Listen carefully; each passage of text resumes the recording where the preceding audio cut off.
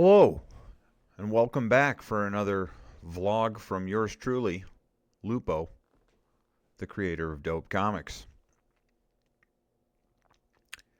So today, I would like to focus in a little more on a topic I touched on before regarding whether or not one should attend art school to improve themselves to become a professional artist. And I will try to go a little more in depth on this topic, as well as keep this video to a half-hour length for your convenience, for my sanity. So, as mentioned in the last video on this particular topic, I had given you some history and backstory about my experience with art school. So I'll just jump in with one point I would like to make regarding my experience and possibly yours or other people who have gone through this process. I specifically went to an animation school. That animation school would allow its attendees, or the people who are accepted into the program, to get in via a portfolio process. Obviously, you'd be denied if you were horribly adept or horribly out of touch with how to illustrate it all, or conceive and create your own concepts. That can be very easily depicted in your portfolio, quite easily. And the people who do get into these programs, they typically have some level of skill. Most commonly done in a recruiting process from the college's standpoint is they give you a list of things that they want you to illustrate for them, and based off of how you complete that task, they'll be able to determine whether or not you are fit to take the course. So once you get into the course, it is a matter of vetting and targeting the strongest players in the room. So in addition to that, there's no guarantee that you're going to come out swinging with opportunities presented at you or doors into the industry being opened for you. Obviously, like anything, you need to prove your worth. Fair enough. I dropped out after 2 years because I witnessed and observed the following things. So back to my point. They are not holding out for you to become this professional artist within the time frame of the course. They're anticipating that the cream will rise to the top. The people who work the hardest are obviously going to get themselves to a skill level and in the attention and favor of the instructors. Your focus in an animation program is to come out with a strength in one of the many facets of that industry: storyboarding, character design, animation itself. Perhaps you would become a teacher, something along those lines. But you would possess a strength over one category more so over the others. And if you are mediocre at best, at the end of your run, there's really not going to be an opportunity for you. And you won't gain a lot of attention while you're in that program. So you're also on a limit of time. You are in the program for, let's say, 3 years. That program is divided into so many courses per semester. Those courses all beg for a lot of different skill level and understanding. And, you're not examining all the time, doing testing and exams. So you're focused on your projects.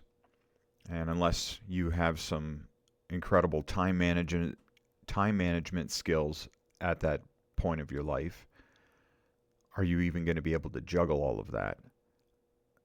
I'm guilty because I messed around all too often and left projects to the last minute, which I completed. However, they lacked the quality that the instructors were looking for. Now, that's all well and good. You want anything in this life, you got to work for it. But what I'm trying to stress here is that just by being in the program, A, isn't going to guarantee you an opportunity into the industry. B, it's not going to guarantee you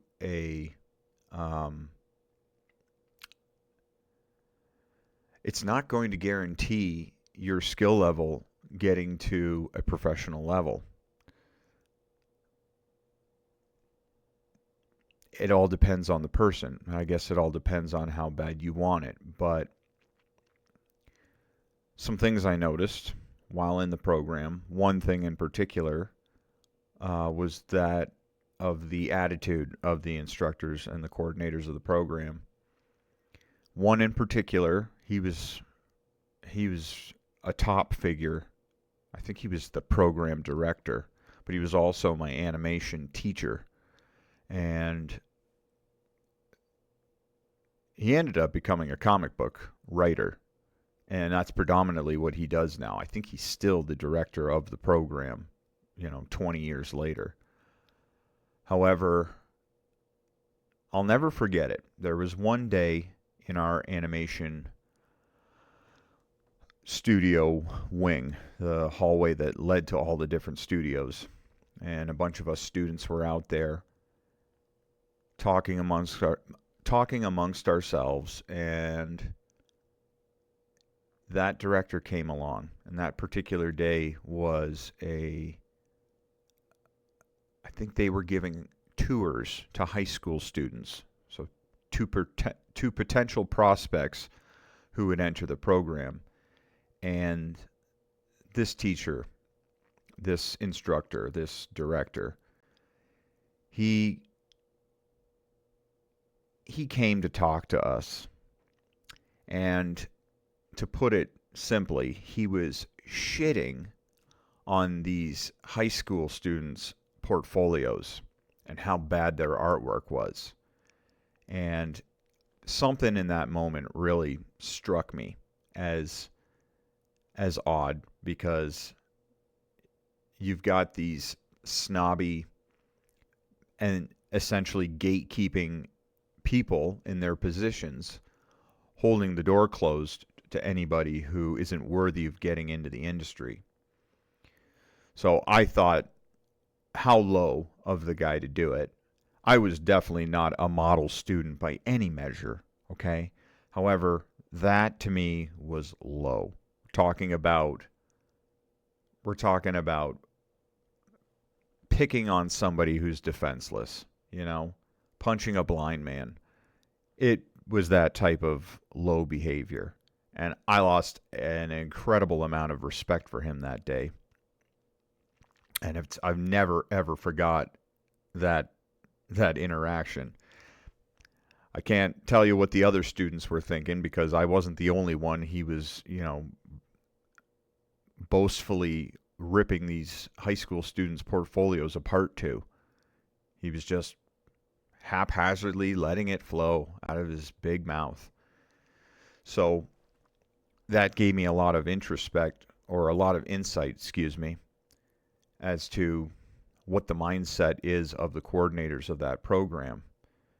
Now, I can't say that's the case for every single art program that's out there, but I I'm pretty confident to say that that's probably the mindset. And my experience would also support that. This is anecdotal, of course, but my experience would support that. That these instructors are, you know, I mean, they've worked hard to be where they are, granted. And obviously they deserve some credit for that. But when you become a snob, when you become pretentious and you hold that above people, I don't know if that's necessarily the best way to instruct young minds. Now, aside from that, like I mentioned a little bit earlier, you've got a pretty large course load crammed into a very short period of time. When I entered that animation program, I had leveled up my skills barely from what they were in high school. Basically, at the end of high school, I came to the realization and had the epiphany that I needed to create my own artwork if I wanted to become a professional artist and develop a style and all of that. And getting into the program that came before the animation program, I had learned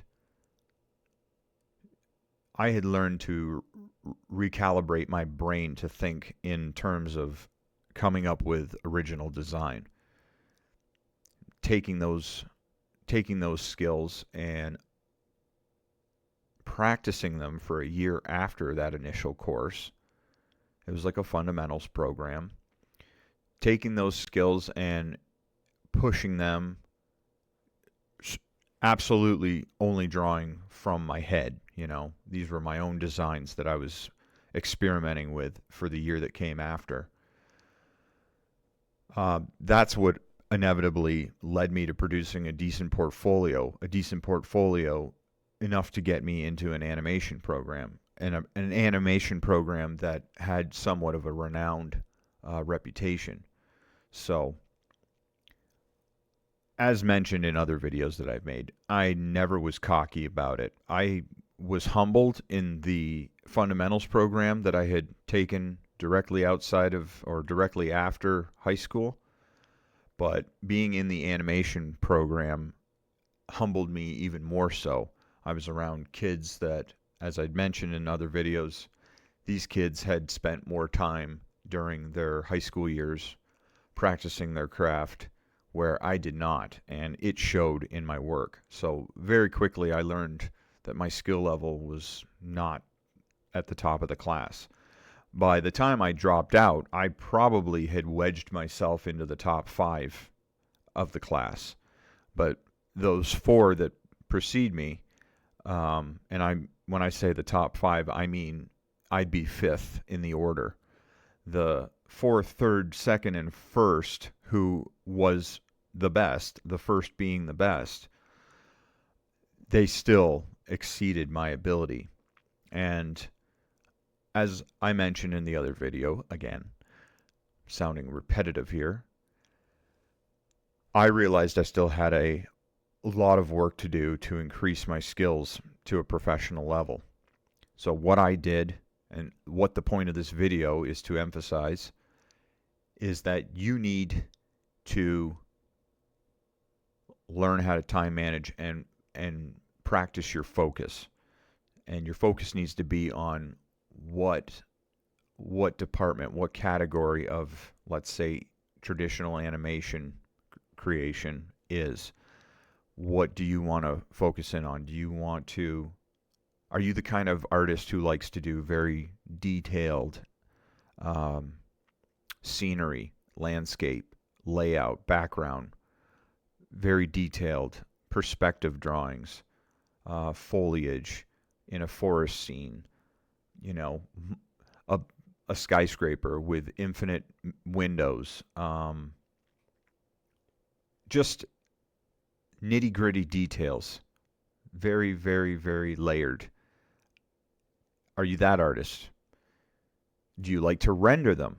Are you comfortable with coloring that type of work? Are you a character designer? Do you enjoy creating a character, understanding that character three-dimensionally, so from every angle that it possibly can be shown at. Do you want to design their costumes, their figure type, or their anatomy type, the facial design, accessories that they might have? All of those aspects of character design. Do you want to be that? Do you want to be an animator? Do you want to sit down and frame by frame bring a character to life, bring a scene to life? Very, very tedious work. As I've mentioned in other videos, those type of artists are a different breed, animators. Do you want to be a storyboard artist? Are you interested in sequential art? So you have to get your focus right. You have to know what it is you want to be the best at. Now, because I enjoyed all of these categories or these facets of the animation world, when I stumbled upon comic books as, now past my college years and still pursuing the craft, when I discovered comic books, I enjoyed them on a whole different level than I had in the years prior to that. Now I could read through a comic book and not only enjoy the story and the artwork, but I was looking at the artist's representation of the character in many different scenarios, where they're in action, where they are stationary and posed to reflect their emotion in that scene, building the world around it, incorporating layout design. All of the aspects that go into the animation world, I found that you could essentially, without the actual animation portion, implement those into a comic book. Storytelling, storyboarding, character design, layout drawing, background design. So, again, back to focus, that's inevitably where all my skills kind of found a home. And that was the focus of my choice, of my choosing. And from that point on, I knew that was probably going to be where I would efficiently create my own designs and artwork. So you not choosing to go to art school, which is what I'm trying to derive from this video here, bypassing it, I think through the internet, YouTube, Patreons, online courses that artists whom you respect and want to aspire to be like, I think spending your time in those corners of the internet, and if they cost something like a Patreon might, or a course, it will be far cheaper than moving to a foreign city, getting yourself room and board, whether it be a dormitory on the campus or an apartment complex or something of that nature close by the campus where your studies are. It's going to be far cheaper than going through all of that, plus taking out a student loan or outright paying for your tuition for that course. Not to mention food and all the other amenities you'll need to survive. It will be much cheaper for you to take the route that I've suggested, using the internet to your ability. Now, even without resorting to a Patreon account or some respected artists' course that they offer, I think at this juncture, after essentially 20 years of being a free service to the public, YouTube has an extensive wealth of knowledge whether it's watching an artist draw a design from scratch and observing them from start to finish of that design and seeing how that design comes to life, the tools they're using, the speed at which they go from the sketch phase to a final rendering.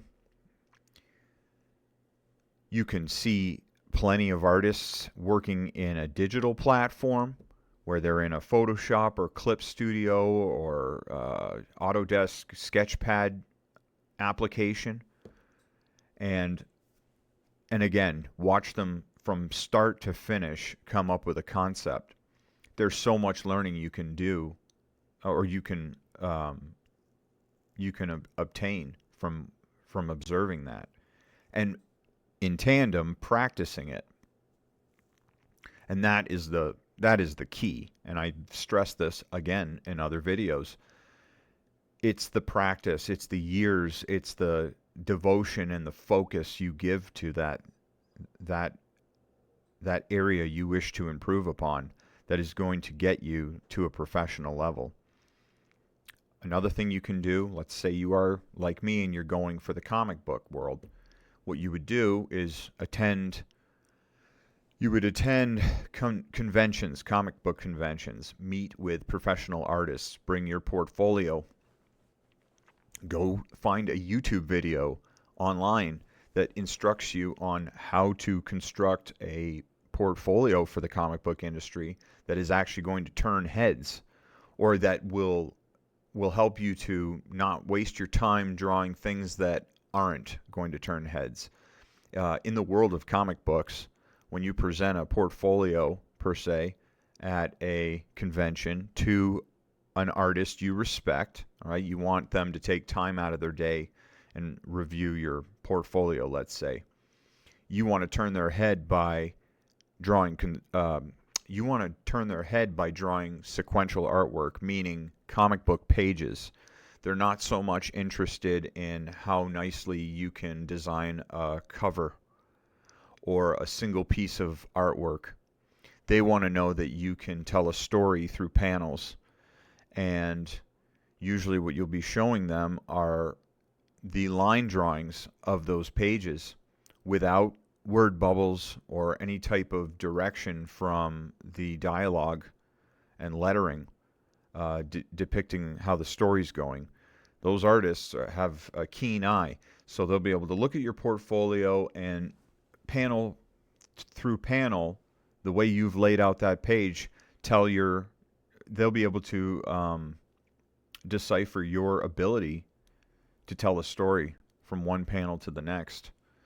The next thing they're going to look for, obviously, is the way you draw your characters, the way you design your layouts. If they can make sense of the story just through your panels alone, from top of the page to the bottom of the page, that's going to say a lot about your skill level. And actually nowadays, in the past, you could provide a portfolio for a comic book convention or a comic book portfolio. You could just do it in pencil. But nowadays, you almost want to master the inking portion of it too. Back in the day, the comic book industry used to be strictly,